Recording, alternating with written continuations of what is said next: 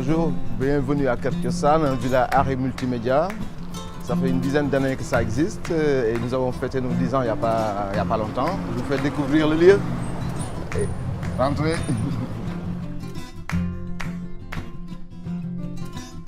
Kertiosan, c'est vraiment un pôle ici à Dakar, donc c'est un endroit que beaucoup de gens connaissent. Kertiosan permet l'émergence de contenus africains et de création de qualité sur la scène artistique internationale. L'objectif de Kertiosan, c'était de croiser les pratiques numériques aux pratiques artistiques traditionnelles aussi, qui sont la musique, le théâtre, la danse, et de permettre aux artistes africains de pouvoir allier tradition et modernité. Et je crois que pour moi, c'est une opportunité incroyable que les médias, à travers les nouvelles technologies, nous offrent pour essayer de mieux maîtriser cette notion de développement. Donc pour moi, ce qui manque aujourd'hui, en particulier au Sénégal, c'est que la culture, on ne la conçoit pas pour le moment comme une industrie. Parce que pour qu'il y ait cette industrie, il manque un peu cette dimension de tout ce qui tourne autour des artistes. Moi, je suis manager d'artistes, je suis dans l'administration. Donc il faut qu'il y ait des critiques d'art, il faut qu'il y ait des administrateurs, des managers, il faut qu'il y ait des journalistes culturels. Kertiosan a bénéficié entre 2011 et 2012 du FIDC, et ce qui nous a permis de développer de nombreux ateliers dans le domaine de l'expression, du croisement des disciplines. Parce que là, il y a un fossé entre le nord et le sud.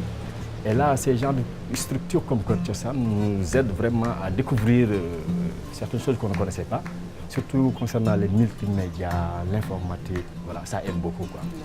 Au Sénégal, je me dis qu'ils ont une chance énorme, c'est que la culture, mine de rien, ça a quand même un impact.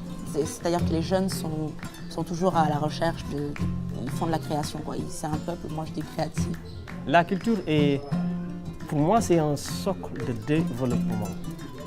Grâce au FIDC et à la Convention 2005 de l'UNESCO, ça a permis à de nombreux jeunes artistes de sortir enrichis et performants dans le secteur de l'emploi et de la création au Sénégal.